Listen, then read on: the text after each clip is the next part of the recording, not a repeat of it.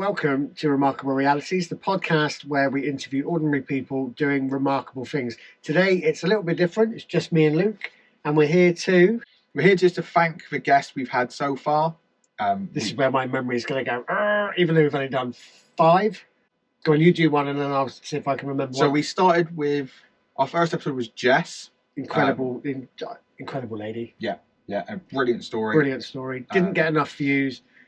Hopefully, when the channel gets bigger, people will find that and visit that episode, because I just think it's remarkable, genuinely.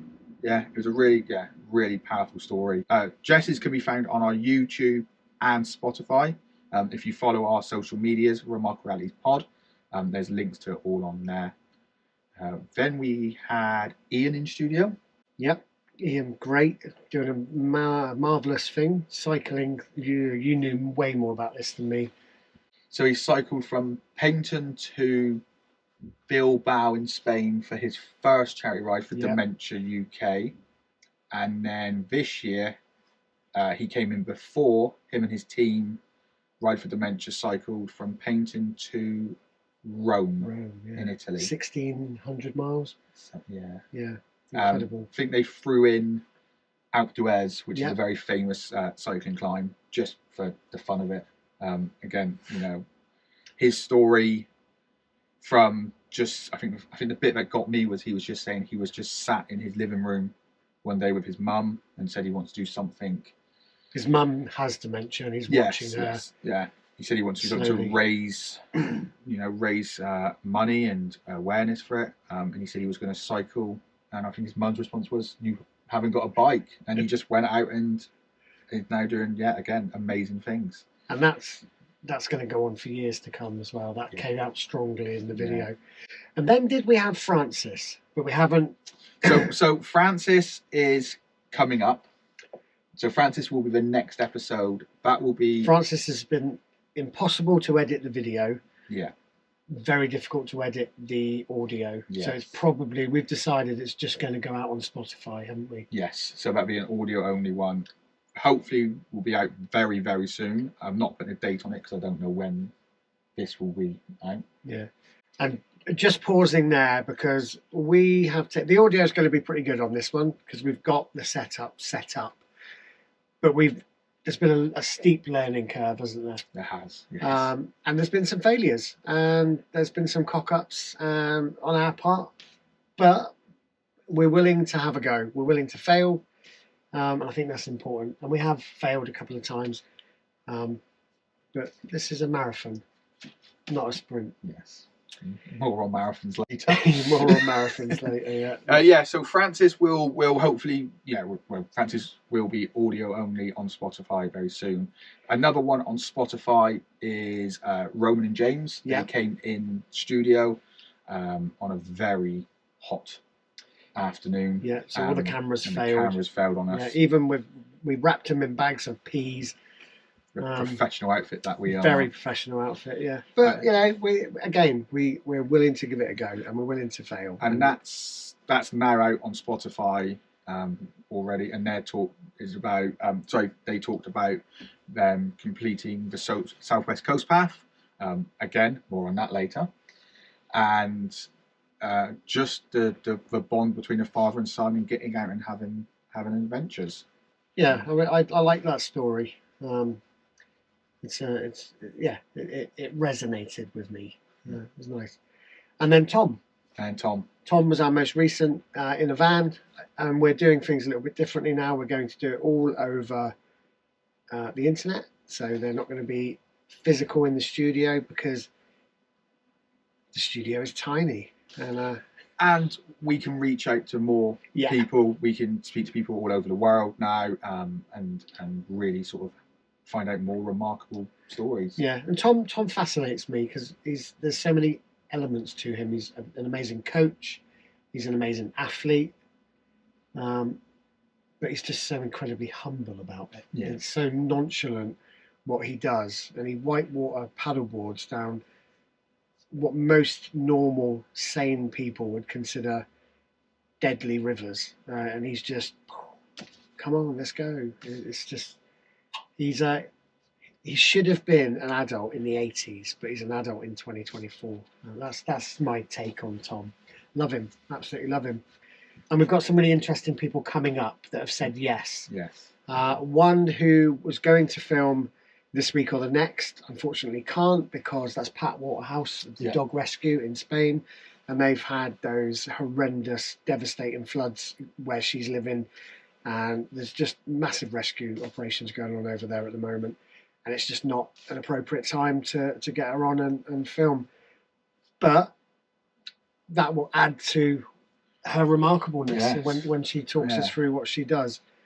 And for a lady of that age, just to have 80 odd dogs in the situation she's currently in, crazy. But just spreading joy. I know a few people that have had dogs off her. I've had a dog off her.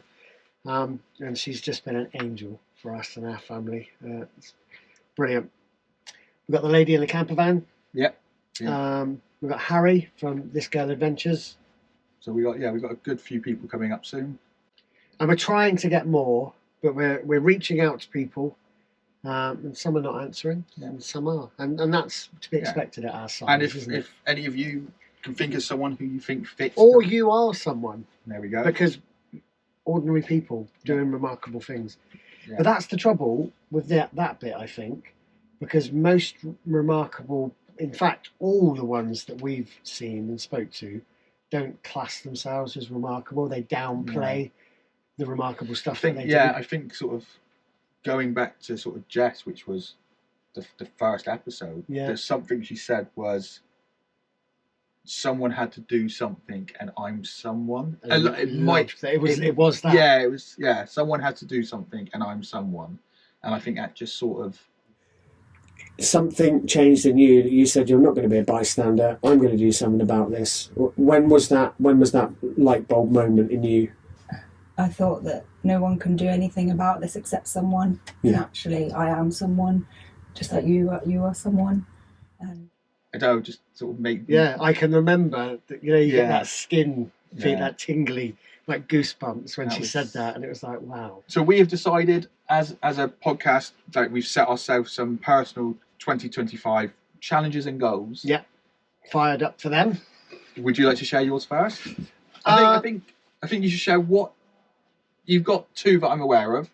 I think the first one you should, is your channel, The Optimistic Adventurer. Like and subscribe. And then I think the bigger challenge is sort of why you're going. Well, you've just reminded me that there is a third one. Okay. But next to the first one, it sort of pales into insignificance. But it isn't insignificant. To me, it's massive. So my first challenge to myself is to get to 5,000 subscribers on my other channel, YouTube, which is The Optimistic Adventurer, and that's really important for me for loads of different reasons. My main challenge next year is to do the whole of the Southwest Coast Path in one go, because I have been putting it off. I'm 47 next March, and I think if I put it off again, I might get to 70 and think, well, I can't do it now. And there's no reason I won't be able to do it at 70, but I probably won't be able to do it at 70. So I'm just going to do it. I've set myself 35 days. I haven't planned all the logistics and that yet, but I think 35 days with a good amount of training between now and then. And that training leads me into challenge number 2. I want to do the Pennine Way, which is, I think, 260. I could be wrong there. But it's, 260 when you're looking down the barrel of a 640-mile walk doesn't seem much. It's double what I've done in the past, which is West Highland Way. More than double. But it looks beautiful, absolutely stunning. And I'm going to do that probably over 2 weeks in Easter holidays, something like that. I might even have to do that in 2 hits. Okay. Just because getting time. Work-life balance. Yeah. And that's another thing. I'm going back down to 4 days a week so I can focus on Remarkable Realities and the Optimistic Adventurer channel, because they're important to me, but we're knackered all the time. And this isn't a moan. Just everyone's busy. but it's tiring. And getting the time and spending time with family and doing shopping and all those boring things that everyone has to do. Just because my wife will watch this, I don't find spending time with my family boring. You literally said spend time with family and all those boring things you have to do. Yeah, it's two separate things. Okay, but it's like shopping I'm just putting washing it out up and hanging. I wear the same clothes for 5 days and walk hundreds of miles. That's fine. I am not built for modern life. And I'm okay with that. My family and my wife know that I love them and love spending time with them. I just want to do more. There's that joke or whatever it is, meme, I don't know, where you arrive at the pearly gates absolutely battered and broken and I just want to do as much as I can in the time that I've got here. That's it. You, on the other hand, are going to push your body to the limits. And ruin it at the right. How old are you? I am 37. I'll be 38 in May. So October 2025, I am going to be doing the Dorset. So it's Maverick Racing Jurassic Ultra Marathon. So it's the 53K, which is 30 something miles across the Jurassic Coast in Dorset. Which is a hell of a lot like that. It's a lot of it, yeah. So a lot of it's falling down. Might be shorter by the time I get there. You will have walked some of it. Yep. Beforehand. Done, yeah. I might come up and meet you. Recce somewhere. Oh, because you're doing it in November. October. Oh, so yeah. So I ran a coastal marathon July 2024. Said never again at the finish line. Was driving back from Cornwall. I looked in the back of a van and saw the very expensive kit I had bought for it, and then was like, you can't only use it once. Yeah, exactly. And then I think a week later, we were away with the family, and I saw a post from the Grand Appeal, which is Bristol Children's Hospital, a very, very dear, close charity to my heart. When I was 14, I had heart surgery at Bristol Children's Hospital, and that's why I've tried to raise some money for them previously, and again we'll aim to raise money this year for it. I'm not too sure what I'm on yet, but between the two events I've done, I think I'm quite close to a grand total of £1,000. Okay. So I'd like to sort of raise the rest. Are you raising for a specific item, because you can earmark? Yeah, so they were very nice when I contacted them last time, and they said, where would I like the money to go to? And I said, wherever it's needed the most. I think that's always the best way. Yeah. The reason I'm doing it next year, is they are looking to raise money to open a patient hotel. So a place where they can go when they don't need to be in hospital, but not ready to go home yet. Yeah. And like they can the Ronald McDonald place. Yeah. They do another thing. They've got some flats where parents can stay, and that's the thing that for me is just takes the strain off. Yeah. Well, my mum and my nan stayed with me in hospital whilst I had surgery, and my dad stayed in a B&B whilst driving back and forth to Exeter to see family and everyday life. We'll put the details of Luke's Grand Appeal Challenge in the description of this video. Take a look, support if you can. On top of that, I've got another little goal where I'm going to aim to achieve a PB in 5K, 10K, half marathon and marathon. Oh, I'm going to do a half marathon. Oh, when? I was thinking February time. Cool. Do you want to do it? Yeah. Yeah, I'm going to Superman. Okay. Well, so you've got to pick a superhero. Yeah, okay. I can't think of one off the top of my head. Hulk. I thought you were going to say Wonder Woman. No. Then the reason I'm doing that is because I hate running. I know you hate running, Yeah, I know. Yeah, it's, It yeah, just I doesn't know, make I any know. sense. We both hate running. But when I did my first and only half marathon, You done the Great West Run. Yeah. Every time I walked around a corner, because I was dressed as Superman, everyone was like, Superman! Yeah. So you have that inner voice that says people are looking at you in the gym and they're watching you fail. And they're not. They don't care about you at all. When you're dressed as Superman, they really are watching you. So it did. I mean, I finished at 2 hours 36, which is for my first one. I didn't train for it.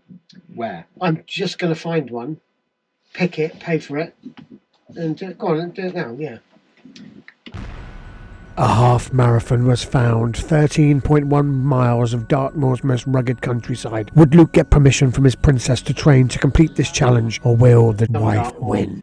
He's got a little bit of work to do. So, Becky, if you are watching this, and I know you'll be watching this, this young man, it's on his daughter's birthday, and kids are very important, and the early years are massively important. I get that.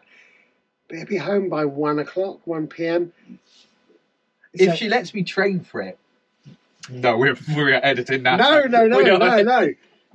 We are editing. Think of the fitter, stronger man that you will have for your unborn children. Your virility will just go through the roof.